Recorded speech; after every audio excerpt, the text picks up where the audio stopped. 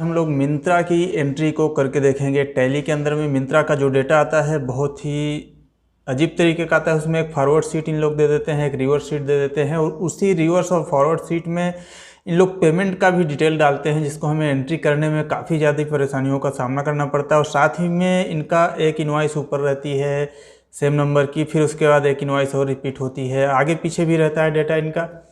तो ये अगर आपके एक ही इनवॉइस में कई सारे आइटम गए हुए हैं तो पूरा आगे पीछे आपको डेटा इनका दिखता है।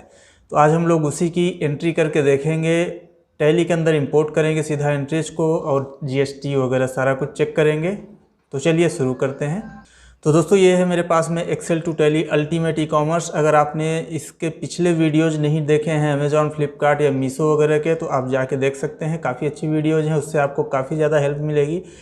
और साथ में हम लोग आज करेंगे एंट्री मिंत्रा की। तो यहाँ पे आप देख सकते हैं इसमें जो जो चीज़ें आप कर सकते हैं, ये पूरी लिस्ट है इसकी। Amazon B2C, B2B, Flipkart sale, cashback, Meesho, और मीशो की मेल वाली रिपोर्ट जो TCS रिपोर्ट आती है, Udaan, Snapdeal, SimSim, Moglix, Paytm, GlowRoad, W mall, Shopee, और साथ में मिंत्रा। तो आज हम लोग मिंत्रा का करके देखेंगे।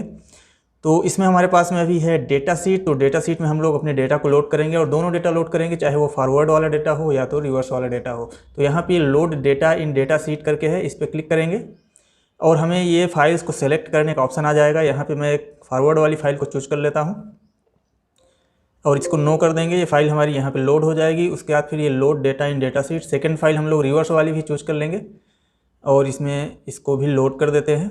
तो ये हमारी रिवर्स वाली भी फाइल लोड हो चुकी है। तो यहाँ पे हमें हेडिंग्स की ज़रूरत नहीं है, आप चाहें तो इसको हटा सकते हैं, रखेंगे भी तो भी कोई प्रॉब्लम नहीं है। तो अभी आप देख सकते हैं हमारा रिटर्न का डेटा हो गया और फॉरवर्ड वाला यानी कि सेल का डेटा हमारा दोनों यहाँ पे लोड हो चुका है। और साथ ही दोस्तों इसमें हमारा जो पेमेंट की एंट्रीज रहती हैं वो भी साथ में ही रहती हैं। तो हम लोग पेमेंट की भी एंट्री यहीं से करके देखेंगे और मिलाएंगे कैसे क्या एंट्रीज हुई हैं। उसके बाद फिर यहाँ पे डेटा लोड हो जाने के बाद में दोस्तों हम लोग आ जाते हैं यहाँ पे वाउचर वाली सीट में। वाउचर वाली सीट में आने के बाद में अगर यहाँ पे कुछ है पहले से, तो आप ये क्लियर बटन का यूज करके यहाँ पे कोई चीज़ को क्लियर कर सकते हैं, हटा सकते हैं। इसके बाद फिर हम लोग यहाँ पे pick data from data sheet, ये वाली बटन का यूज करेंगे। तो अभी आप देख सकते हैं यहाँ पे हमारा डेटा लोड हो चुका है, और ये डेटा हमारा जो लोड हुआ है ये पूरे डिटेल के साथ में लोड में हो जाता है। यहाँ पे आपके जो भी जीएसटी परसेंटेज हैं, तो जीएसटी परसेंटेज के हिसाब से आपका डेटा आएगा। अलग अलग आपके IGST, CGST जिसमें जिसमें लगे हैं वो सारा कुछ ये ऑटोमेटिक आपको यहाँ पे कैलकुलेट करके दे देगा। और यहाँ पे नरेशन वगैरह सब कुछ ऑटो कैलकुलेट हो जाता है। अगर आपके क्रेडिट नोट वाले जो एंट्रीज हैं तो इसमें आपके नेचर ऑफ रिटर्न वगैरह भी ये सारा कुछ ऑटोमेटिक आ जाता है। और बाकी डिटेल यहाँ पे बायर कंसाइनी डिटेल भी अपने सभी कुछ यहाँ पे आ जाएंगे। इसके बाद फिर यहाँ पे ऑप्शन है दोस्तों वैलिडेट का। वैलिडेट करने से क्या होगा कि अगर एक ही इनवॉइस में आपके एक से ज़्यादा आइटम गए हुए हैं, जैसे यहाँ पे 8236 वाली इनवॉइस में 2 आइटम गए हैं, यहाँ पे ऑटोमेटिक सेलेक्ट कर लेगा, एक ही जगह इनवॉइस को रखेगा ताकि एक एंट्री हो और दोनों आइटम हमारे साथ में जाएँ। और इसके अलावा यहाँ पे लास्ट में ये सारे कुछ कैलकुलेट कर लेता है। कैलकुलेशन से यहाँ पे आ जाते हैं अगर आपके CGST, SGST हैं किस में और IGST किस में जाने हैं, अलग अलग परसेंटेज के हिसाब से एंट्री होनी है। तो ये सारा कुछ यहाँ पे कैलकुलेट करके ऑटो कैलकुलेट करके ला देता है। इसमें आपको कहीं कुछ चेंजेस करने की ज़रूरत नहीं पड़ती। अगर आप चाहें तो आपको यहाँ पे ओन वाउचर टाइप का कॉलम दिया हुआ है, आपका खुद का वाउचर टाइप। अगर आप मिंत्रा सेल्स करके या मिंत्रा रिटर्न करके कुछ बना के रखे हैं वाउचर टाइप, तो आप वाउचर टाइप चेंज कर सकते हैं। यहाँ पे आइटम SKU, फुटवेयर वगैरह जो भी अपने आइटम नेम है वो आ जाते हैं। आप आइटम नेम भी अपने हिसाब से चेंज कर सकते हैं। अगर आपके टैली में कोई आइटम है ऑलरेडी पहले से बने हुए जिसके थ्रू आप एंट्री लेना चाहते हैं और उसका नाम यहाँ पे अलग है, तो आपको एक सीट बना लेनी है कि आपके मिंत्रा में जो नाम है और टैली में जो नाम है, तो उसको हम लोग यहाँ पे VLOOKUP लगा के ला सकते हैं। और भी अगर कोई चेंजेस करने हैं, जैसे आपके सेल्स अकाउंट किसी और नाम से, तो ये सारी चीज़ें आप चेंज कर सकते हैं। अदरवाइज अगर आप यही सेम चीज़ रखेंगे तो आपको कहीं कुछ चेंजेस करने की ज़रूरत नहीं है। तो आप अपने टैली में एक बार चेंज कर लिए तो हमेशा आपका वही चीज़ काम में आएगा।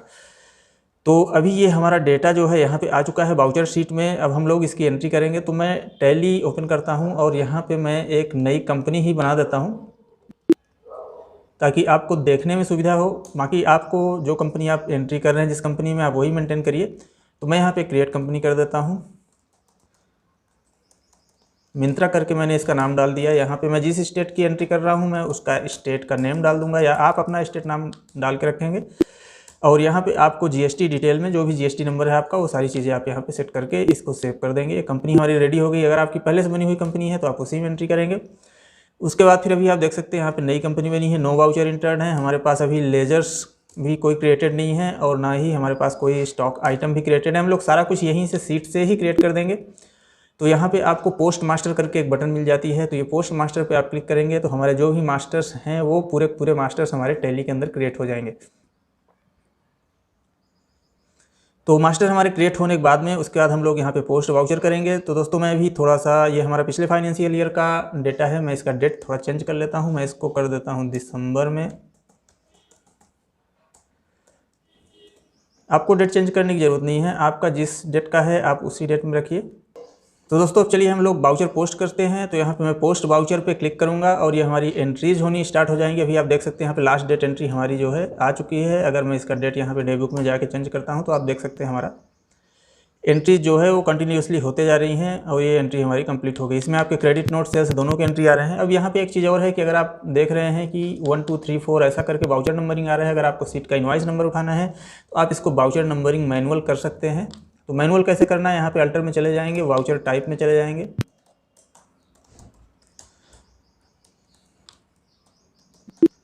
तो यहाँ पे वाउचर टाइप में जाने के बाद में इसको हम लोग मैनुअल सेट कर देंगे। तो मैनुअल सेट करने से दो फायदा होगा, एक तो आपकी डबल एंट्री कभी नहीं होगी और दूसरा वहाँ इनवॉइस नंबर जो भी आपके सीट का इनवॉइस नंबर है वो इनवॉइस नंबर आपका यहाँ पे आने लगेगा। तो अभी मुझे दोबारा एंट्री करनी रहेगी, मैं इसको हटा के एक बार दोबारा से एंट्री पोस्ट कर दूँगा।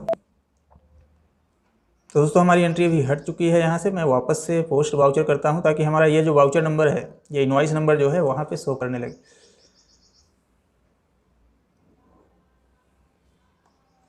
तो अभी आप देख सकते हैं हमारा इनवॉइस नंबर के साथ में जो एंट्रीज हैं वो आ चुकी हैं और यहाँ पे हमारा जैसे प्रोसेस कंप्लीट हो जाएगा, यहाँ पे मैसेज आ जाएगा प्रोसेस कंप्लीट करके। अगर यहाँ पे आपका कुछ एरर भी रहता है तो यहाँ पे एरर का कॉलम है इसी सीट में ही, आपको कहीं कुछ देखने की ज़रूरत नहीं है, सीधा आप यहाँ पे एरर रिपोर्ट देख सकते हैं। किसी लाइन की एंट्री अगर नहीं हुई है किसी वाउचर की तो रीज़न यहाँ पे लिख के आ जाएगा किस रीज़न से वो वाउचर एंट्री नहीं हुई है और उस रीज़न को आप सुधार के यहाँ पे एंट्री कर सकते हैं दोबारा से। तो ये हमारी एंट्रीज दोस्तों कंप्लीट हो गई। एक बार इसको हम लोग चेक कर लेते हैं। तो अभी आप यहाँ पे देख सकते हैं जैसे हमारा इसमें 2 आइटम गया हुआ है, तो यहाँ पे 2 आइटम हमारा शो कर रहा है और उसका जीएसटी आ गया 12% कितना जो भी जीएसटी है। और यहाँ पे जैसे एक आइटम है तो एक आइटम यहाँ पे आ जाएगा। और सेम ऐसे अगर आपके CGST SGST वाले वाउचर्स हैं तो CGST SGST में चले जाएंगे, वहाँ पे शो करेगा। इसी तरीके से सारी एंट्रीज हो जाती है दोस्तों। IGST वाले IGST में आ जाते हैं और यहाँ पे आपके जो भी प्लेस ऑफ सप्लाई वगैरह है वो सारी चीज़ें यहाँ पे अपडेट हो जाती हैं। अब अगर इसी तरीके से अगर हम लोग क्रेडिट नोट देखें, जो हमारी क्रेडिट नोट की एंट्रीज हुई हैं, तो आपको यहाँ पे ओरिजिनल इनवॉइस नंबर भी दिख जाता है और इसकी वजह से हमारा GSTR रिपोर्ट में एरर नहीं आता, ओरिजिनल इनवॉइस नंबर और डेट आ जाता है। और इस तरीके से हमारी जो एंट्रीज हैं वो हो जाती हैं। अब अगर हम लोग GST रिपोर्ट चेक करें, यहाँ पे चलते हैं GSTR 1 में। तो यहाँ पे GSTR 1 रिपोर्ट में आ जाते हैं। अभी आप देख सकते हैं हमारी B2C में 78 इन्वाइसेस यहाँ पे आ चुकी हैं। इसमें आपके जो क्रेडिट नोट वाले हैं, जैसे यहाँ पे कुछ क्रेडिट नोट वाले भी हैं वो 12% वाले, तो यहाँ पे ये दिख रहे हैं। अगर आपके इसके अगेंस्ट में सेल की इनवॉइस डली होती तो आपका सेल का भी डिटेल आ जाता और वो आपका नहीं दिखता। तो यहाँ पे आप जैसे देख सकते हैं यहाँ पे हमारा सेल का भी डिटेल है और ये हमारा क्रेडिट नोट का भी ऑलरेडी यहाँ पे डिटेल आ रहा है। और इसी तरीके से अगर हम लोग यहाँ पे अनसर्टेन ट्रांजैक्शन एरर में अगर कुछ भी आपका आता है तो यहाँ पे आप एरर मैच कर सकते हैं। जैसे ये 1 पैसे का जो एरर आ रहा है, आप इसको कंट्रोल स्पेस करके सेलेक्ट कर सकते हैं और यहाँ से एक्सेप्ट एज इज करा देंगे तो 1 पैसे का आपका एरर हट जाएगा। अब इसमें जैसे इन्फॉर्मेशन ये टेबल वाइज जो आता है, तो यहाँ पर आप देख सकते हैं provide generating table wise detail. तो यहाँ पे जो हमारा ओरिजिनल इनवॉइस नंबर डलता है, अगर इसकी सेल की एंट्री नहीं डली हुई है तो ये आपका एरर में यहाँ पे शो करता है। तो आप पहले इसका या तो सेल की एंट्री डाल लीजिए, जैसे ये नवंबर की एंट्रीज अगर डली होती सेल वाली तो ये आपका एरर ऑटोमेटिक हटते जाएगा। तो इस तरीके से एंट्रीज हमारी आ गई। अब चलते हैं इसी का हम लोग सेटलमेंट वाली एंट्री कर लेते हैं। तो सेटलमेंट एंट्री के लिए यही सेम डेटा हम लोग यूज़ करेंगे। डेटा सीट में जो हमारे पास डेटा है इसी को यूज़ करेंगे। फॉरवर्ड और रिवर्स दोनों ही हमें डाल के रखना है। और अब की बार हम लोग आ जाएंगे सेटलमेंट सीट में। यहाँ पे भी सेम हम लोग pick data from data sheet इस बटन का यूज़ करेंगे और उसके बाद में वैलिडेट कर देंगे। वैलिडेशन हमारा कंप्लीट हो जाएगा। वैलिडेट करने से क्या होता है कि यहाँ पे लास्ट में सारे कैलकुलेशन आ जाते हैं, कितने जनरल एंट्री में जाने हैं, कितने रिसिप्टिव एंट्री में जाने हैं। और यहाँ पे जो भी नाम आ रहे हैं, जैसे मेरा ये सारे नाम आ रहे हैं, तो आप अपने हिसाब से नाम यहाँ पे चेंज कर सकते हैं। आप जो भी नाम चाहें वो नाम बना सकते हैं। अगर आप यही रखेंगे तो भी कोई प्रॉब्लम नहीं है। अब यहाँ पे जैसे डेट हमारा यहाँ पे टाइम के साथ में आ रहा है, तो हम लोग इसको डेट से टाइम को हटा देंगे। यहाँ पे हमें टाइम की ज़रूरत नहीं है, हमें सिर्फ डेट की एंट्री करनी है। या तो इसका एक फार्मूला भी रहता है INT करके, आप INT फार्मूले लगा के भी डेट को कन्वर्ट कर सकते हैं। तो अभी ये हमारी एंट्री जो है वैलिडेट हो चुकी है। अब इसके बाद हम लोग यहाँ पे पोस्ट मास्टर कर देते हैं, ताकि जो भी मास्टर्स अगर नहीं बने हुए हैं तो यहाँ से क्रिएट हो जाए। मास्टर प्रोसेस कंप्लीट हो जाता है, उसके बाद फिर हम लोग यहाँ पे पोस्ट वाउचर करेंगे। तो यहाँ पे पोस्ट वाउचर करेंगे तो फर्स्ट एंट्री हमारी रिसिप्ट वाली होती है, जो हमारे बैंक में पैसा गया हुआ है, और सेकेंड एंट्री हमारे जर्नल की होती है, यानी कि एक्सपेंस वाली एंट्रीज हो जाती हैं, ताकि आपका GSTR 2A वगैरह में हर जगह दिखे, शो करे। तो अभी अगर हम लोग यहाँ पे चलते हैं मिंत्रा के लेजर में, सीधा मिंत्रा डिज़ाइन, तो आप यहाँ पे देख सकते हैं ये सारी एंट्रीज हमारी आ चुकी हैं। 133 रुपये जो दिखा रहा है, इतना हमें अभी बैलेंस लेना बचा हुआ है 133 रुपये का। बाकी सारी हमारी रिसिप्ट जर्नल की एंट्री डल चुकी है। तो यहाँ पे आप रिसिप्ट का जैसे चेक करिएगा तो यहाँ पे आपके सभी ऑर्डर वाइज डिटेल आएंगे, कौन से ऑर्डर के अगेंस्ट में कितना पैसा जमा हुआ है, कितना हमारे बैंक में गया। ठीक है, अब इसके बाद में, और हाँ इसमें एक चीज़ और है कि जो आपके रिटर्न वाले रहेंगे, जो डेबिट दिख रहे हैं सारे रिटर्न वाले हैं, तो रिटर्न वाले जो एडजस्ट हुए हैं वो भी आएगा एडजस्ट होके। तो आपका ऑर्डर वाइज सेल और रिटर्न दोनों यहाँ पे एडजस्टमेंट होगा। और ये हमारी जर्नल एंट्री है, तो जर्नल एंट्री में भी आपका एडजस्टमेंट ऑर्डर वाइज ही होगा। तो यहाँ पे GST, TCS, Myntra commission, shipping fees, ये सारी चीज़ें यहाँ पे GST के साथ में आ जाती हैं। और ये हमारा एक्सपेंस का एंट्री इस तरीके से हो जाता है।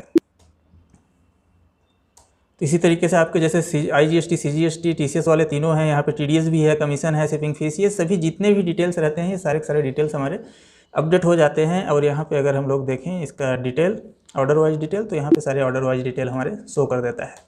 तो दोस्तों इस तरीके से हम लोग मिंत्रा की एंट्री करके देख लिए। ऐसे ही बाकी सभी की एंट्रीज करनी रहती है। तो यहाँ डेटा शीट में आपको डेटा लोड करना रहता है, वाउचर शीट में वाउचर एंट्री करनी रहती है, सेटलमेंट शीट में आपकी सेटलमेंट की एंट्री हो जाती है, ऑर्डर वाइज एडजस्टमेंट हो जाता है।